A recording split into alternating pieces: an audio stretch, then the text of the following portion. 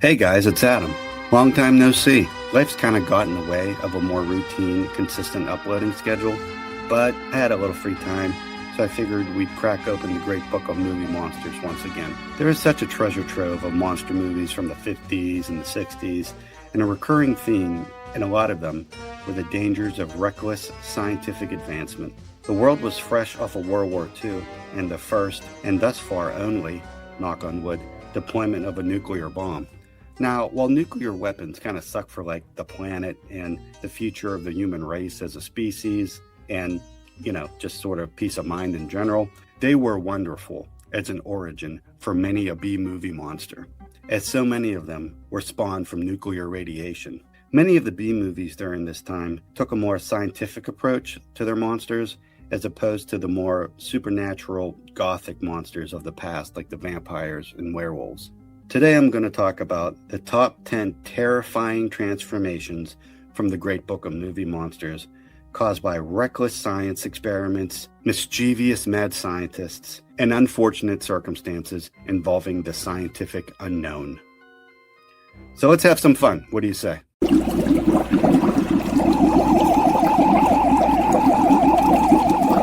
At number 10, we have First Man into Space from 1959. We'll send the first living person hurtling into the unexplored mysteries of the universe. 3, 2, 1, drop.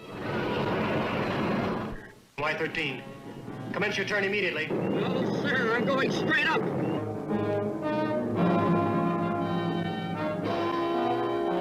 When First Man into Space was released, space travel was still science fiction. They hadn't even done it yet. And this film imagined the terrifying cost of being first. While testing the Navy's newest rocket plane, the Y-13 test pilot Dan Prescott is so impressed by the plane's capabilities that he disobeys the orders of his brother, Commander Chuck Prescott, and other scientists, and takes the plane far higher than its limits, up into the stratosphere. He goes through a strange cloud of meteorite dust, and some of it enters the ship and clings to his body. He loses control of the plane and presses the nose cone ejector. Back on Earth, he crashes in an isolated area where, unknown to mission control, he turns into a murderous monster, stalking the countryside, hungry for human blood. I just wore this VHS tape out when I was a kid. I was constantly watching it. I love the design of the monster. I mean, just look at this guy. I mean, he's just basically a burnt up, crusty looking astronaut, but it's really effective. He just looks like some earwax gained sentiments and started prowling the countryside for human blood. Speaking of which, he's essentially a vampire now, drinking blood from wayward humans that cross into his path. But I mean, look at that. Look at his little mouth. How's he drinking any blood? Is he sucking it out of a straw? I always did dig his one little derpy, unblinking eye. Always kind of freaked me out. Kind of looks like the Toxic Avenger when you think about it. What to do if you meet? Tell it you know where there's some hot blood. Cheap.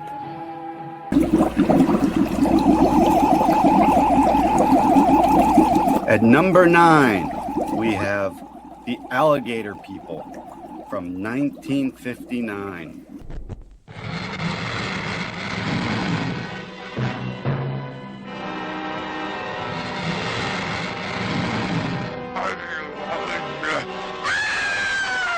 Paul Weber goes to a remote bayou clinic run by Dr. Sinclair, who has discovered a serum extracted from alligators that enables people to regrow mutilated or damaged body parts in much the same way that alligators do. Paul has been scarred badly on his face during the Second World War, and he visits the clinic with the hope of growing fresh skin. But as he takes the serum, he begins to take on the characteristics of an alligator. Now, this movie was first introduced to me through Commander USA's Halloween special. You guys remember Commander USA? That guy was the best. Hey, this is gonna be exciting. Oh, I just don't know what to say about it. I mean, it's so scary and slimy and swampy.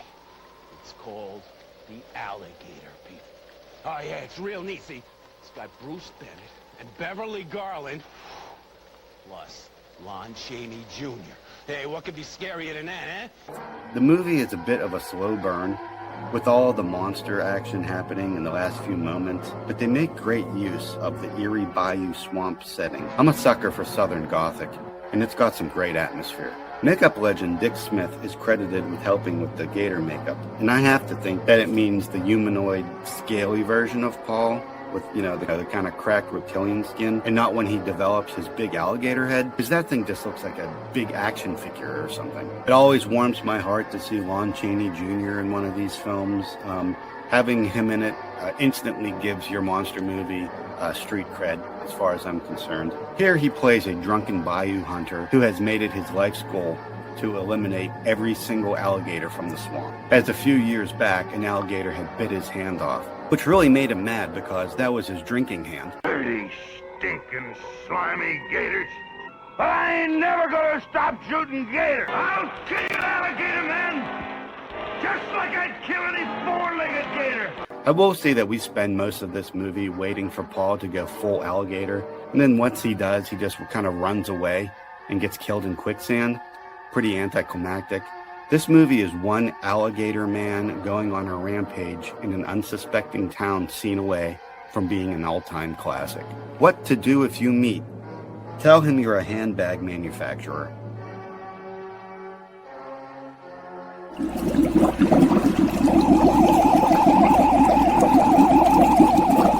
At number 8, we have The Amazing Colossal Man from 1957 and War of the Colossal Beast from 1958.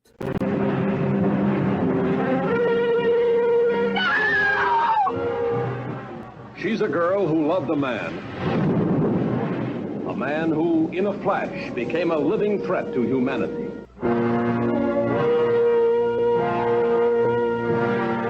What happens to our world if massive, monstrous man-beasts like this invade us?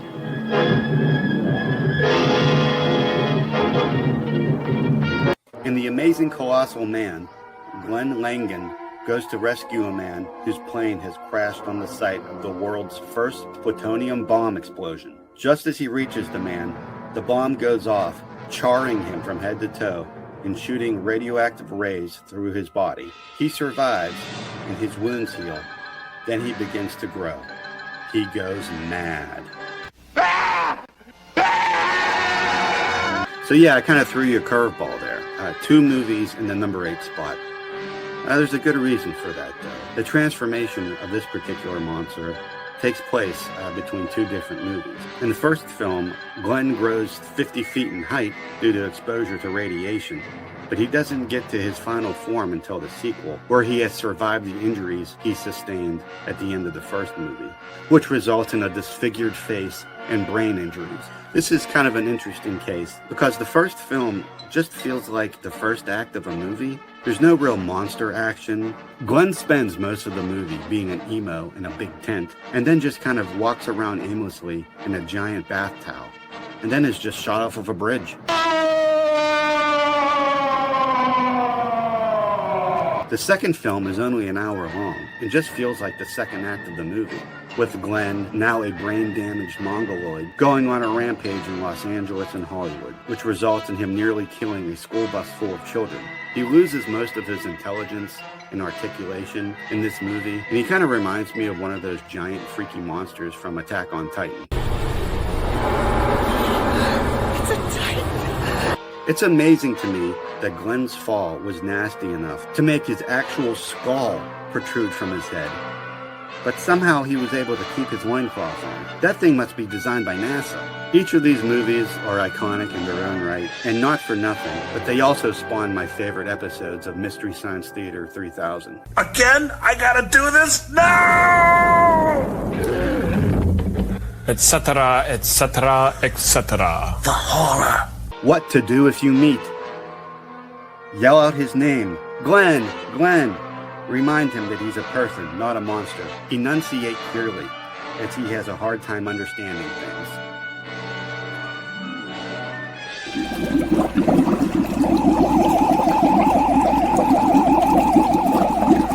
At number 7, we have Monster on Campus from 1958.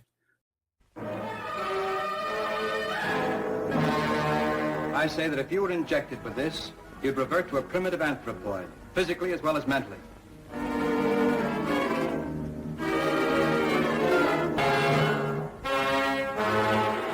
Professor Donald Blake, a university science teacher, is experimenting with a coelacanth, an ancient fish hundreds of millions of years old, found living off the coast of Madagascar that has been captured and sent to him. He isolates a miraculous substance from the fish capable of turning any living creature into the original species from which it evolved. After changing a number of animals into their ancestral forms, he accidentally gets the liquid on a cut and is turned into a snarling Neanderthal caveman monster. Directed by Jack Arnold, who directed some of the greatest monster movies of all time, including The Creature from the Black Lagoon.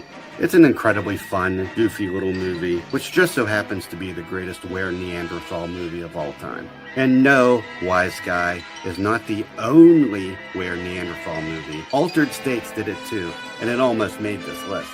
I really dig the concept of this primordial ooze from the ancient fish having the ability to transform living creatures into their violent apex predator cousins from their evolutionary ladder. Few examples of this: a German shepherd develops the traits and fangs of a Neolithic wolf. A dragonfly morphs into a buzzing prehistoric monstrosity the size of a buzzard. And the cheesy double beef burrito transforms into the explosive, scrumptious volcano burrito from the early 2000s.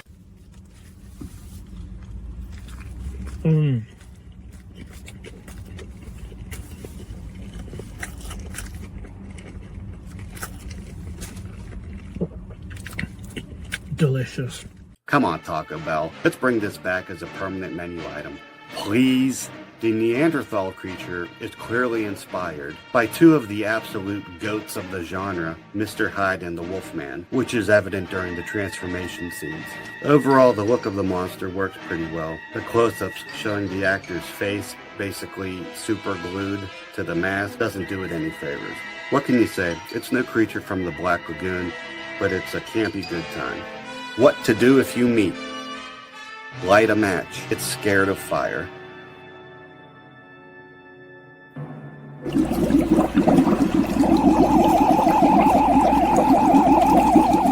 At number 6, we have The Wasp Woman from 1959.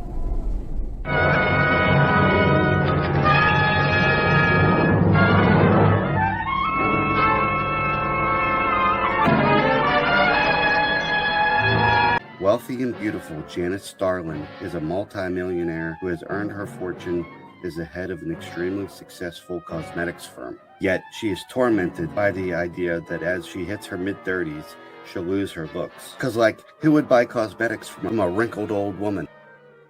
Dr. Zinthrop, a scientist, comes to her and says, I have been experimenting with the enzymes of the queen wasp. He gives a demonstration of his findings, injecting an aging guinea pig, which instantly becomes young. Janice then sneaks into his lab and takes the stuff herself. It works. She becomes younger, but soon begins turning into a murderous, hideous wasp as well. So this was another film directed by the late, great, iconic Roger Corman. The film depicts the real-life sexism and ageism of Hollywood, writing off women at ridiculously young ages.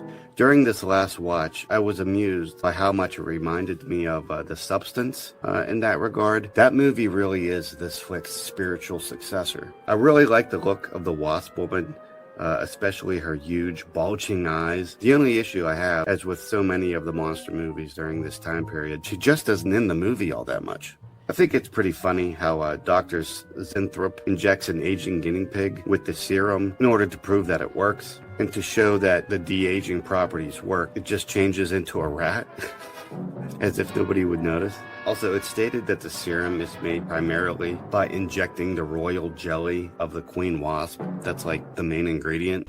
Well, sir, I almost perfected a new method of extracting royal jelly from the queen wasp. According to my figures, you're better at extracting funds from the company. I don't know. That sounded kind of funky to me, and I looked it up. And yeah, wasps don't even make royal jelly. Bees do, But even then, the royal jelly is made for the queen to eat, not made by the queen herself. They really could have used a bug expert during the making of this movie. It's a fun and creepy flick that plays with familiar tropes and themes about aging. If you're channel surfing and it just happens to be on, check it out. What to do if you meet. Use roach spray.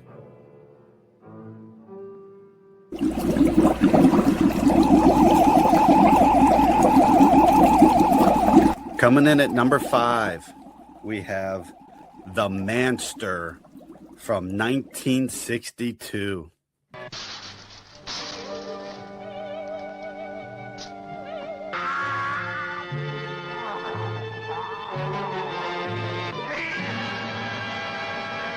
Larry Stanford, an American reporter in Tokyo, is assigned to interview Dr. Suzuki, a famous scientist. Unknown to the journalist, Suzuki has conducted horrible experiments on people and already has turned his wife and brother into ghastly mutants. With the aid of his beautiful and seductive assistant, Tara, the mad scientist secretly injects Stanford with a serum that, at first, changes the reporter's personality, making him reject his family. Later, with much pain and screaming,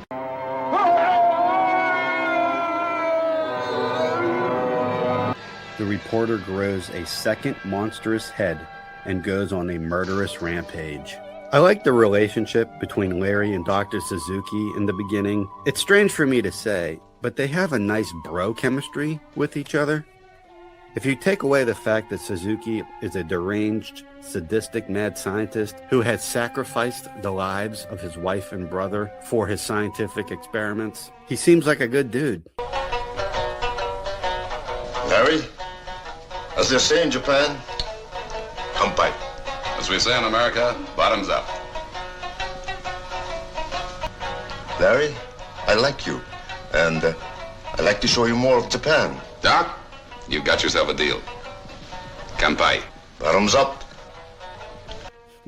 When he starts chirping at Larry in his lab about not partying or sleeping around while Larry has been abroad due to his work assignment. And this time you've been separated from your wife.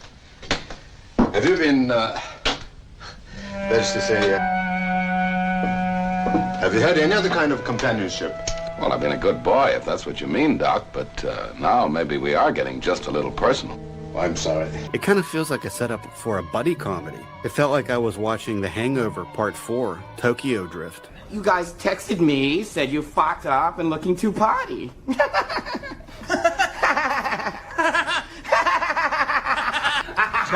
We're in Bangkok? Holla, city of squalor. One of the side effects of the mutating drug that Larry is injected with is he becomes a womanizing hedonist. Is this an allegory about men who go on vacation and begin letting their second, smaller head control their actions? If you catch my meaning? Nah, I'm probably overthinking it. The scene where Larry finds an eye on his shoulder kept me up for days as a kid. I just thought it was so disturbing. Also, I kind of think that The Gate, that really popular gateway horror for kids movie from the 80s, lifted its eye in the hand scene directly from this movie. The Manster has a proper rampage in this flick. I didn't really sit there and count, but it feels like his kills almost reach double digits. He is definitely terrifying looking, especially the second head. It's diminutive, dark, and toothy, like a headhunter's shrunken prize. It's pretty neat how eventually they split into one man and one monster and duke it out on top of a volcano. What to do if you meet. Tell him you know where they're having a 2 for the price of 1 hat sale.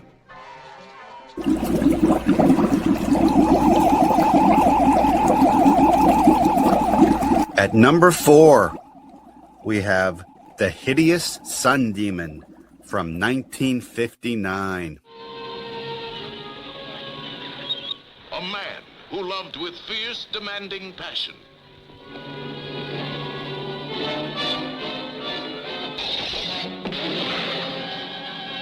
Dr. Gilbert McKenna is an atomic physicist who becomes accidentally exposed to a huge dose of radiation. The rays alter his genetic structure so that he turns into a monster, a reptilian lycanthrope, when exposed to the rays of the sun. Reptilian lycanthrope. That would be a great band name. The film was written and directed by Robert Clark, who also starred as the titular sun demon.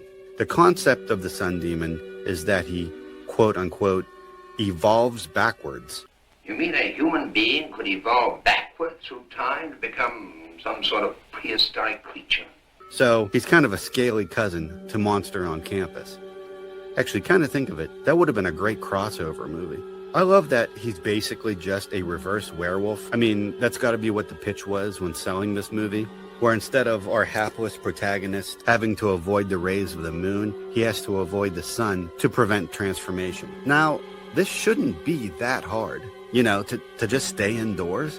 But Gil has an insatiable appetite for the nightlife. Bars, nightclubs, and strip joints are just as much of a vice to him as the booze itself. Gil gets into countless predicaments due to his penchant for partying and gets in bar fights and drunken stupors that leave him exposed in the day, which leads to countless deaths. You'd almost feel sorry for him if he wasn't so stupid. He also tries to start dating while he's in this condition, which leads to some really awkward encounters.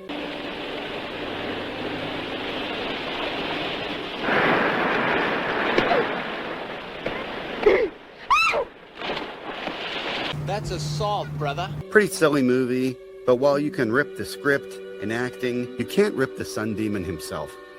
Really awesome looking monster. What to do if you meet? Hand him some sunscreen.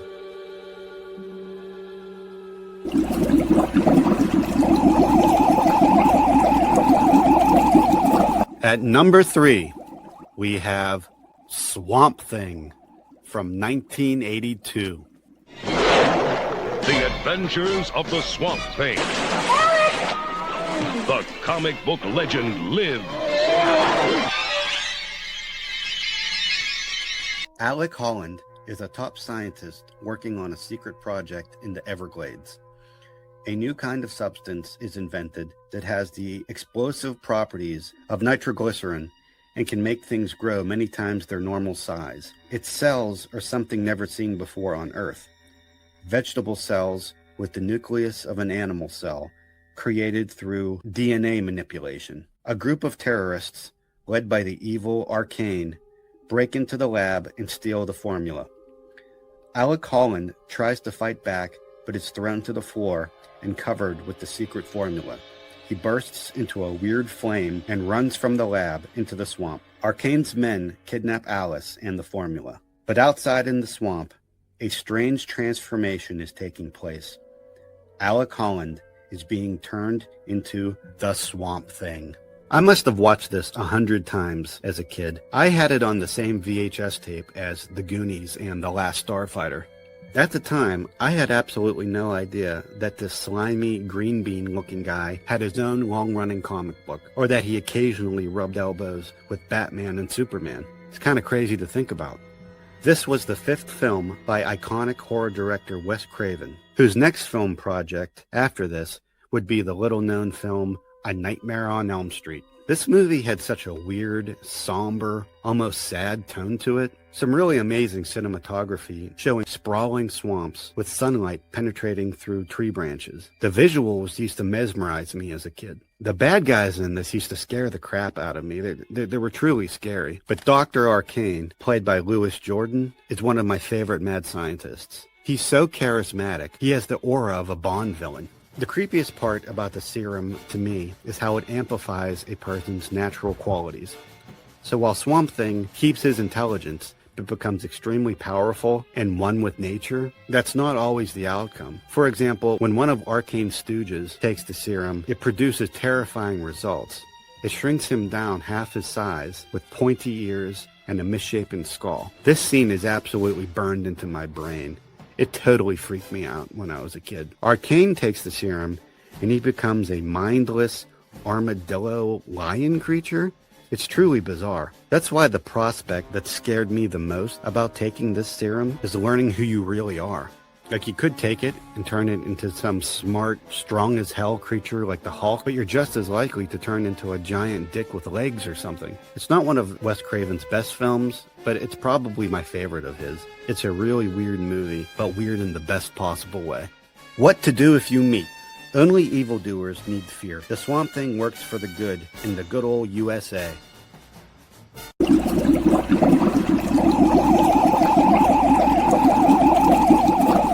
At number 2, we have The Incredible Melting Man from 1977.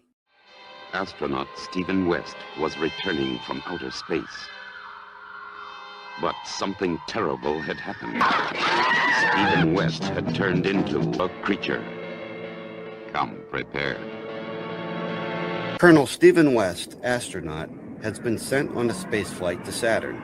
On the trip back to Earth, he is subjected to huge flashes from eruptions on the sun, which somehow, over the next few months, transform him into the melting man. Other scientists at Space Labs speculate that he may have picked up germs on Saturn.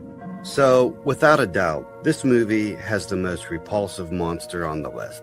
I mean, honestly, he's absolutely repugnant. You'll notice that the plot shares many similarities to First Man into Space, what with the, astronaut getting affected by something unusual in outer space and then coming back to Earth as an absolute disgusting monstrosity, having to kill and digest human flesh in order to slow the melting process. I mean, really, I think it's so similar to that movie, you could almost call it a remake. However, the writer-director, William Sachs, swore up and down that he had never seen that movie when he was writing it. Bullshit.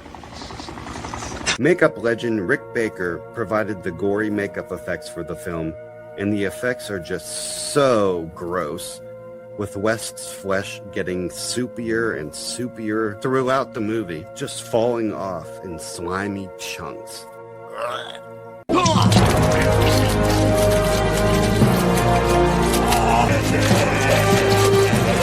It's worthy of note that special effects master Rick Bottin was quoted as saying that Baker's effects in this movie inspired one of the most disturbing scenes from my childhood. The scene in RoboCop where the bad guy drives a van into a vat of toxic waste, causing his skin to melt off his face and hands. Like his whole body just looks gross and droopy. That scene still makes the hair stand up on the back of my neck. The movie itself is pretty meandering. There isn't much to it other than West walks around, kills some people, and melts. That's basically the movie. Walk, kill, melt, in no particular order. So, is it the best movie on this list? No, absolutely not. However, is it possibly the most gruesome transformation in film history? I'm gonna say yeah. It's tough to stomach watching him devolve into a puddle of goo, but the effects are worth it. I promise you'll never really see anything like them ever again. What to do if you meet? Run like a mother. There's nothing you can say. All he wants is your flesh.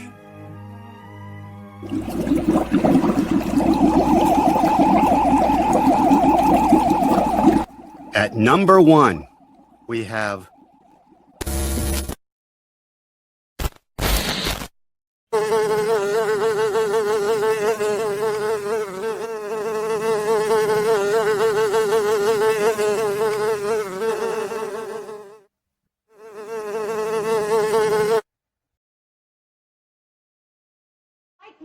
I know it's working!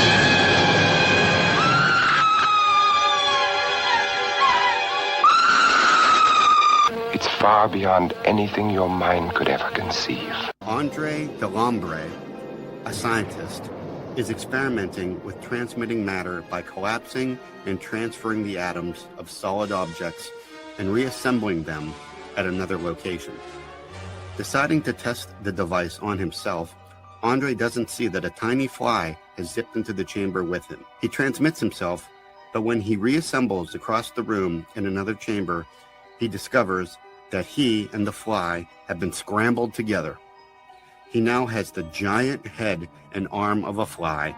Meanwhile, the tiny fly buzzes off with his screaming head. Nowadays, when people think of The Fly, they think of the Cronenberg version, and with good reason. It's one of the best horror films of all time. But the 58 version should not be overlooked. It's a crowning jewel of the genre, one that starts out as a Hitchcockian mystery until it suddenly thrusts you into a universal monster movie. Today, I kind of feel like this movie is thought of as a Vincent Price vehicle, and it's really not. His character just bookends the story as the main character's brother. I mean, his presence does class up the film, as it always does, but his character is almost incidental and doesn't have a lot to do with the main point of the story, which is told in flashback. Andre's wife, Helene, is fighting for her life, as it's assumed she assisted her perfectly normal husband with killing himself. So finding the fly with the human head is crucial, as it becomes the only way to prove her story. I feel like some great character work went into the performance as the fly itself, Andre. As first, he's able to communicate through writing, but soon it becomes clear that the fly is taking over his mind. He begins to walk with a more agitated gait and a creepy insect-like lurch. The end scene with the human-headed fly being caught in the web, about to be eaten by a spider, pleading for its life,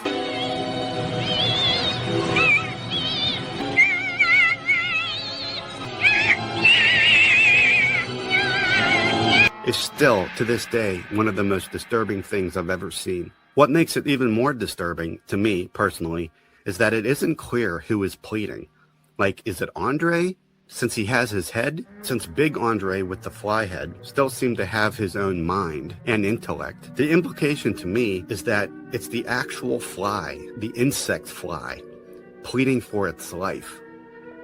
Somehow, to me, I just find that so much more disturbing. I did want to add, in the movie, there's this subplot about their cat who Andre was using as a guinea pig in his experiments. He sent it through the device once and it never returned. In the short story that this movie is based on, which was actually published in Playboy magazine of all places, Andre goes through the machine a second time without realizing there are still cat particles inside, and he rematerializes into a human-fly-cat hybrid. What the fuck is that? What the fuck is that? A fucking cat? Hey, don't fucking look at me like that. That's a weird looking fucking cat. I'm kind of glad they left that part out of this movie. This movie is really messed up as it is. What to do if you meet. Be sympathetic. He doesn't want to hurt anyone. Offer to pull the on switch on his hydraulic press. Well, that wraps up the top 10 terrifying transformations from the Great Book of Movie Monsters. If you own the book, you probably know that there are so many movies I could have picked and put on this list from that book. The 50s and 60s were God's gift to monster fans. There's just so many monsters to choose from. So if you disagree and have your own top 10 list, or think that one of these should have been excluded or swapped with something else, leave a comment and let me know. I'd be interested to hear your thoughts. Also, if you have any ideas for top 10 lists you'd like to see in future videos, let me know. The one thing we say on this channel is we're easily swayed. All it usually takes is one comment from somebody, and that's the direction we go in. There's a lot going on in the world, obviously, and it's nearly impossible to get through the day without hearing something horrific that's happened out in the real world. Making this video really helped me take my mind off of things. It was a nice distraction from the realities of the world. I hope watching it gave you guys a few moments of relief as well. If you like videos like this, please like and subscribe, and hopefully we'll see you soon. Take care.